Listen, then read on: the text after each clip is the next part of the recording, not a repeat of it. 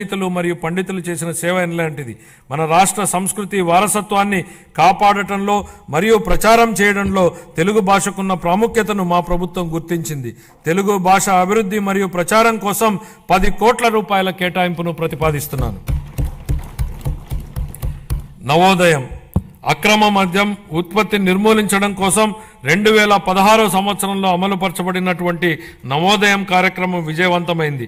నేడు రాష్ట్రాన్ని అక్రమ మద్యం, మాదక ద్రవ్యాలు మరియు గంజాయి రహిత రాష్ట్రంగా మార్చాలనే ధ్యేయంతో మా ప్రభుత్వం నవోదయం 2.0 కార్యక్రమాన్ని ప్రారంభించింది. ఆల్కహాల్ డీ అడిక్షన్ కోసం పనిచేస్తున్న ప్రసిద్ధ సంస్థలతో కలిసి మా ప్రభుత్వం వ్యసనాల బారి నుండి ప్రజలను, ముఖ్యంగా యువతను రక్షించడానికి అవగాహన కార్యక్రమాలను విస్తృతంగా చేపట్టనుంది. ఈ కార్యక్రమానికి 10 కోట్ల రూపాయల కేటాయింపును ప్రతిపాదిస్తున్నాం. రతన్ టాటా